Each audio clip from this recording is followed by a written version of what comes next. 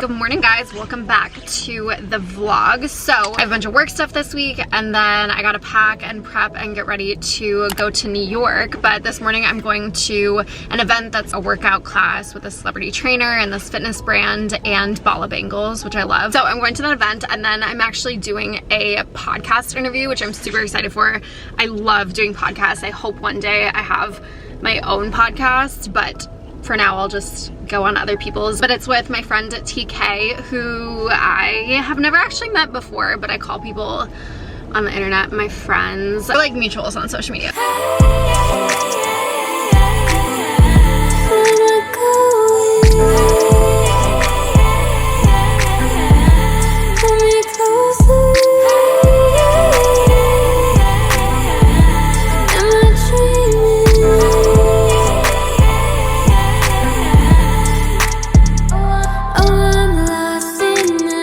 We're at the podcast studio with TK. Do you want to give a roundup of what we're talking about? I mean, Morgan was amazing. Obviously, I'm a huge fan. We talk about everything. We talk about her childhood. We talked about the touring tea with tennis. We talk about her crazy street rat month she's about to embark on. Your YouTube process, which is like for the YouTube girlies. Yes, if you guys want to know more about how I go about my YouTube and stuff. Yeah, and she talks about what move she's about to make, which is exciting. Yes, mostly just going to New York and becoming a street rat. When will this episode be up? Michaela? Next week? Next week. Next week. Yeah. So probably about the same time. What day do you post your? Wednesday. Wednesday. Okay, so this is going up on Monday, so the episode will be live Wednesday. So on Wednesday. Honestly, we could maybe do it Tuesday too. We'll see, but I'll text you it. So go listen to it. Thumbnail. Thumbnail, baby. Okay, I feel like that's good. Yeah, that's good. Just got back from doing the podcast with TK. It was super fun. She asked me stuff that I was like, oh my God, no one has asked me that ever. She definitely asked me stuff about like my childhood and like high school that I've never talked about on social media. So I'm kind of excited to listen to the episode because I feel like I kind of blacked out during it. I don't even remember what I said. But anyways, I'm going to see the Barbie movie with my best friend Kyle. I'm so excited. I booked these tickets like 3 weeks ago because I wanted to go to iPic, which is, if you live in LA or New York, the best movie theater. It's like a high-end luxury movie theater, I guess is the best way I describe it. They have a really good menu and like a full bar, and the seats are super comfy and you get blankets and stuff. But I think afterwards we'll probably have a little debriefing on the movie because I know I'm going to want to talk about it. Hi, we're at Barbie. We just saw Barbie. First thoughts? Kyle's a movie connoisseur, by the way. He has a movie Instagram. It's called Sharing Films. Go follow it. Kyle and I met on the first day of kindergarten in Minnesota. We were 4 or 5 years old. Yeah. So we've been besties for 25 years. Oh, that's crazy. No, sorry. I can't do basic math. About 20 years. About 2 decades, though. Yeah, 2 decades. That's insane. Besties. We had a bit of a falling out in 4th grade because he used to cheat in Foursquare. Do you remember the fights that we would get in? Well, I do remember we were bickery for a while there. I feel like 6th grade is when we really like found our groove, found our rhythm. We really got into watching movies in high school. Every Thursday we would go to your basement and watch basement. Horror movies mostly. Yeah, mostly horror movies. Big horror people. Big horror people. Which I actually don't think I've really talked about on my channels before. Like how much I don't think people know how much I like dark content. You're an advocate for knowing how to survive apocalyptic situations. I would definitely survive like a zombie apocalypse. Right. I feel like you and I would be a good team for a zombie apocalypse. Oh my God, absolutely. I've thought about this multiple times too. Would I be the first person you would call? Yes.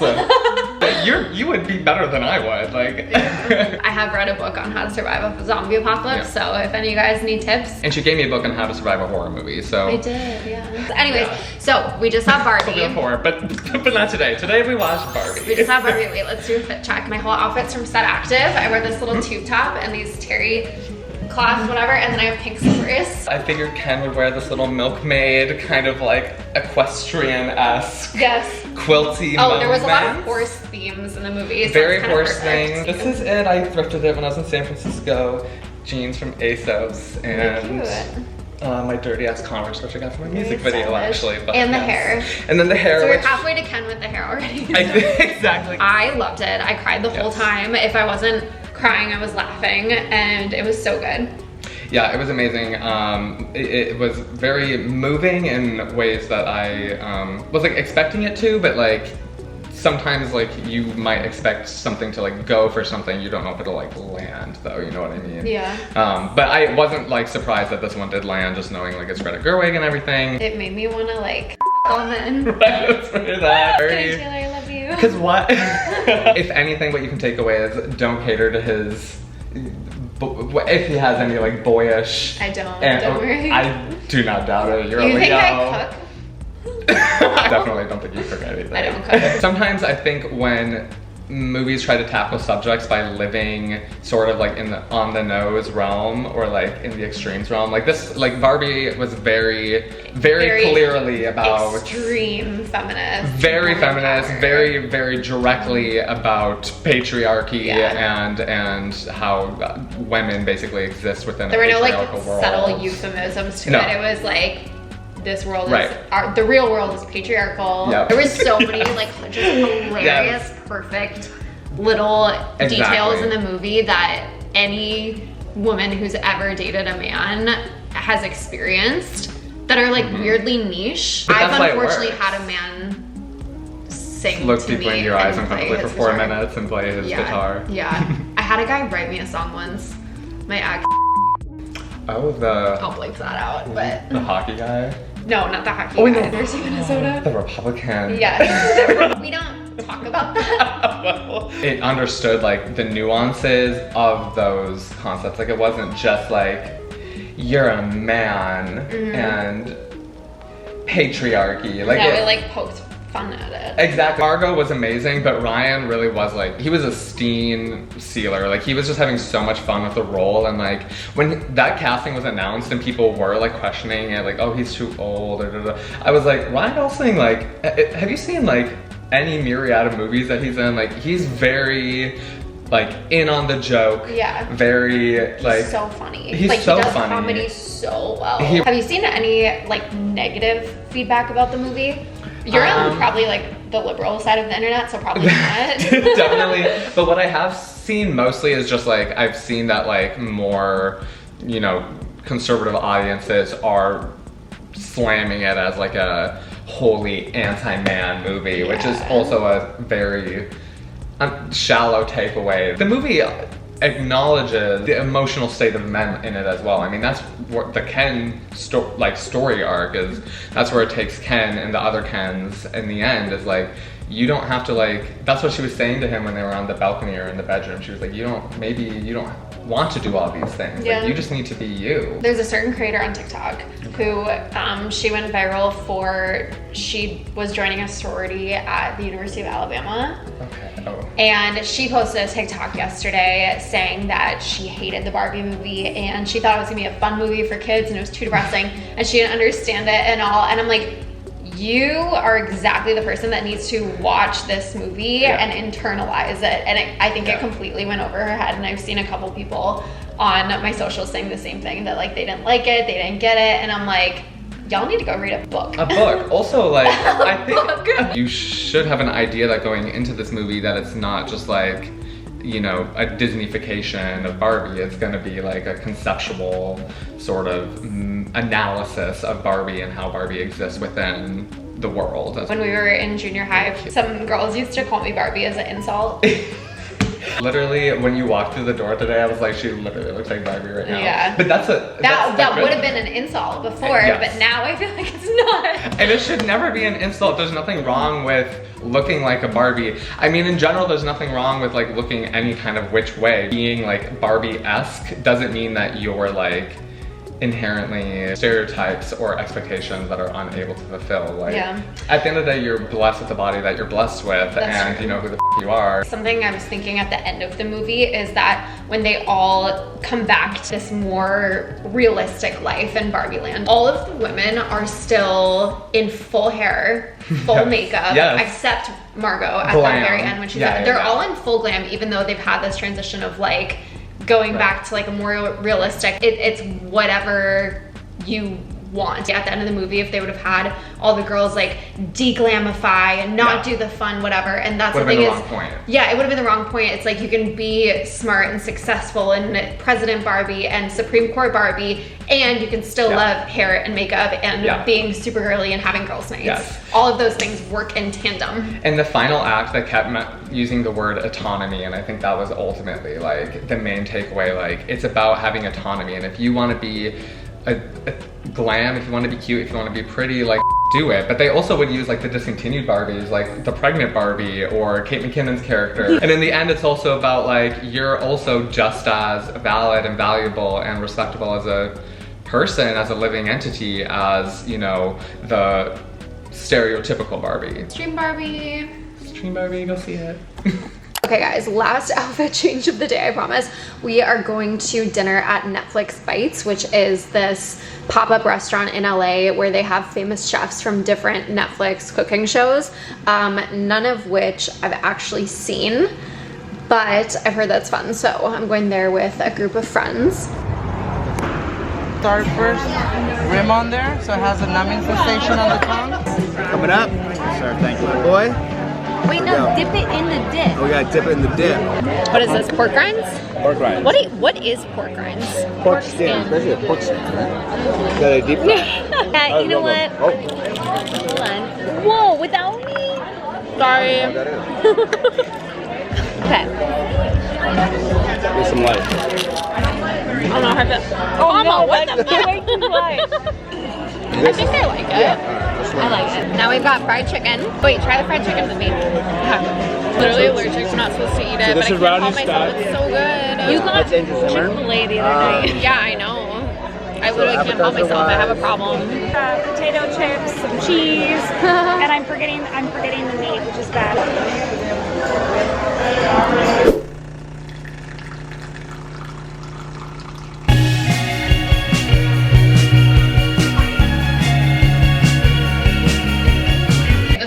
Last room in the moving saga, and I've been literally putting off for 2 weeks. I was trying to figure out a solution for all of my beauty products because my bathroom doesn't have that much storage.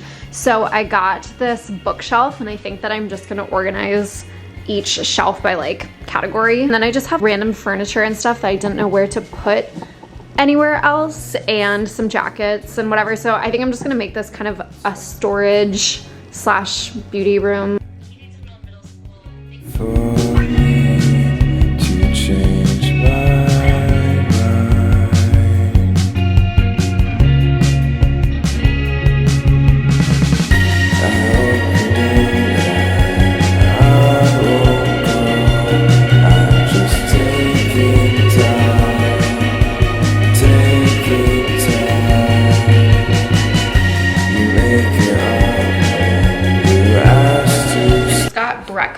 I got avocado toast and this protein shake from Bluestone Lane. I have 2 showroom visits today, which is something I do, I guess, a decent amount when I'm in LA. Basically, PR companies have showrooms where they showcase all of their brands, and they'll invite influencers to come in and pull products in the hope that we post them. So I'm doing that. The only downside to showrooms in LA is they're all downtown in the fashion district, which just stresses me out because the parking there is stressful. I honestly avoid going to downtown LA by any means. This particular PR company has really good brands, so we're gonna do it.